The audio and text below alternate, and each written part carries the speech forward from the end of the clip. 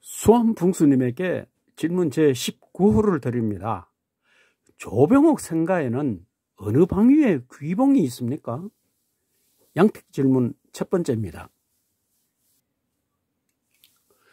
수암풍수는 수암의 풍수기행 제6화 대통령 후보가 된 묘지기 아들이라는 이런 동영상을 올렸습니다. 이 묘지기가 누구냐?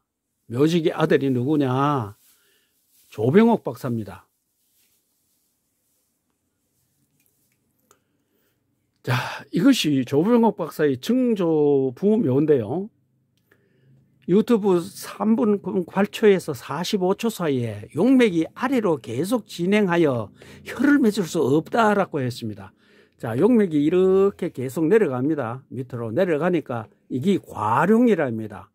이런 과룡의 묘를 쓰면은 3대, 즉 증손 안에 절손되다고 했습니다. 자손이 끊어진대요. 자, 3분 43초에서 4분 16초 사이에는 이 부모묘에 대해서 해놨는데요. 산맥이 이렇게 가고 이렇게 가는 사이에다가요 묘를 썼는데, 이 묘를 쓸 때는 이 앞에 이렇게 축대 같은 게 있어야 되는데 이런 게 없대요. 그래서 혈이 맺히기 어려운 자리라고 했습니다. 자, 이렇게 그러면 흉지지요. 정손 안에 절손된다 했으면 흉지 아닙니까? 흉지라도 저런 흉지가 어디 있습니까? 자, 이게 증조부예요. 이 묘가 저도 가봤습니다. 이 묘가 귀비입니다. 그래서 이 조병옥 박사가 내무부 장관도 하고 3, 4대 민의원도 하고 대통령 후보도 하고, 그 정손자에 가면 뭡니까? 윤여이가 국회의원도 하고 총재도 하고 국회 부의장도 하고, 수녀이는 3선 되고 민주당 부총재 그 다음에 사무총장까지 이렇게 합니다. 이분의 아들 손자 증손 고손까지 발록했죠. 한국 정권 전선 상무는 뭐 보통 자랍니까? 예. 근데 이 묘가 과령초에 들었대요. 그러면 아들 손자 증손자 이 전부 절손이 되는데 왜 이렇게 발록했어요? 그럼 과령지장 3대 절손 가능은 거짓말이죠. 수암풍수께서는 이 조병옥 박사 생가라는 곳이 있습니다. 이건 천안시에서 이렇게 만들었는데요. 5분 18초에 보면 천안시가 조성한 조병옥 생가가 있는데 혈이 아니다. 그러고 이분은 이거는 여기에 생가가 아니다 지금 하고 있어. 혈도 아니지만 혈이 아니다 합니다. 근데 이 조 선생 이분의 뭡니까? 그 묘막이 따로 있어요. 수암풍수께서는 이 맥이 이렇게 내려와다 이렇게 벌어집니다. 벌어지지 이 가운데로 또 맥이 하나 내려왔대요. 그래서 여기 어떤 집이 있습니다. 이 집대가 천심혈의 그 맥의 혈이래요. 요 노란 동그란 요 집이요. 예. 요 보세요. 6분 26초에 보면은 묘막을 생가토로 추정. 여기가 생가다 이 말이에요. 예. 뭐냐? 조병옥 박사의 아버지가 여기 와서 묘막에서 묘지기살이를 했대요. 못 살아가지고. 그래서 여기서 아들 손자를 낳았지 않았나 이 말입니다. 이 자리는 천신맥이 들어온 전체가 노란색 동그라미 이 자리는 부분이 혈인데, 묘막은 그 영향을 받아가지고 조병옥 조순영 그 형제가 발록했다 이 말입니다. 쉽게 이야기하면 여기는 겨울에 모닥불을 피워놨고 여기 옆에 있으니까 따뜻하죠. 불김이. 그래서 여기서 발복받았다 이 말입니다. 자, 그러면 저 생가터에 대해서 이제 비교를 한번 해봅시다. 이것은 수암풍수께서 올린 겁니다. 강만수 전 기획재정부 장관 생가라고 이렇게 검색하면 나옵니다. 이게 이 집입니다. 강만수는 1945년생입니다. 의료생인데요. 이 사유축, 이게 뭐냐면은 우리가 궁합 볼 때 3살 터울은 궁합도 보지바락하는 이유가 여기 있습니다. 뱀띠, 닭띠, 소띠는 삼합이라고 합니다. 이게 연합군입니다. 그래서 좋다는 거예요. 자, 이것이 강만수 집입니다. 생간데 이게 사방으로 보고 있어. 사방인데 이 앞에 이렇게 이 좋은 봉우리랍니다, 이게요. 예, 이게 있어가 이 사방에 있는데, 그 닭띠생하고 사유축 삼합해서, 그래서 강만수가 그 많은들 자식들 중에서도 강만수가 발복했다 이 말입니다. 자, 그냥 내가 말로 하면 믿지 않을까 싶어서 그 안에 있는 자막을 내가 전부 오려가 왔습니다.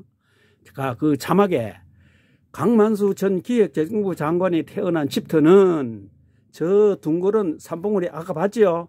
마주하고 있는데 저 산봉우리가 집터에서 보이는 산봉우리 중에서 가장 반듯하고 특출한 산봉우리다. 저 산봉우리가 사방에 기봉에 있는 산봉우리이므로 이 집터에서 태어난 사람 중에 대성할 것이, 그리고 닭띠나 뱀띠나 닭띠나 소띠가 태어나면 발복한다 이 말입니다. 그리고 우측 앞에도 둥그런 산봉우리가 연달아 있는데 서선술 서선계 형제가 펴는 인자수지, 이 글풍수하는 사람은 이거는 완전히 그 성전으로 취급합니다. 수지에 산관인정이라 기술되어 있는데요. 이는 사람은 산봉우리가 주관한다는 뜻이면 산이 관장한다, 인정하는 게 사람입니다. 산이 관장하는데 인정을 관장한다 이 말입니다. 즉 저와 같이 둥근 산봉우리를 금성이라 하고, 금성은 벼슬 관자와 관성이라 합니다. 그러므로 이 집에 태어난 사람은 관직에 오를 것이 예견되었다 할 수 있습니다 라고 합니다.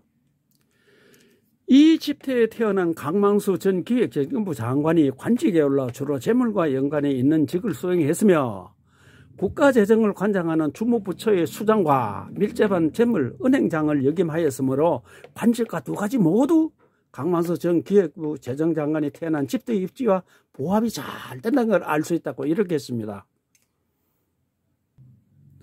수암풍수님은 과량처에 장하면 3대인 증손안에 절손된다고 했습니다.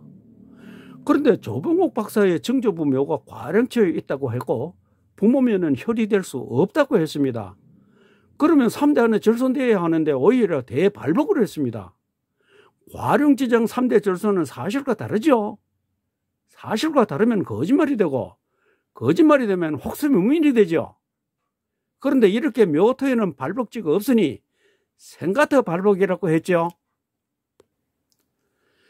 천안시청에서 조병옥 박사 생가터로 조성한 곳이 있는데 수암풍수께서는 이것을 부정하시고 그 윗대 조순생 선생의 묘막 옆집이 혈이 맺힌 곳인데 조병옥 박사 부친이 이곳에 묘막살이 했다는 소문이 있으니 아들 조병옥 박사, 손자 조윤영, 조순영이 이곳에서 태어났을 것으로 추정되므로 발복지라는 주장입니다. 그러면 조순생 묘막에서 이분들이 태어났다고 봅시다. 강만수는 의료생으로 사방리에 좋은 봉우리가 있어 사유책 삼합으로 발복을 했으면 조병옥 박사, 조윤영, 조순영도 이와 같은 원리로 삼합방리에 좋은 봉우리가 있어 발복했다고 설명해야 일관성이 있지요. 그런데 강만수는 출색 삼합방리 길복으로 간평하고 조병옥, 조윤영, 조순영은 천신묘의 발복을 받아 태어나 발복했다고 했습니다. 이렇게 되면 여기서는 이런 이유로 저기 가서는 저런 이유로 발복했다는 주장이 되죠. 이것이 형기풍수들이 무지몽매한 사람들을 속이는 방법 아닙니까? 나는 이런 형기풍수를 1990년 전에 버렸습니다. 수암풍수님, 조병옥, 조윤영, 조순영이 발복한 좋은 산봉우리는 각각 어느 방에 있습니까? 이것을 답변 못하시면 강만수 집 간평도 거짓말이 되겠죠.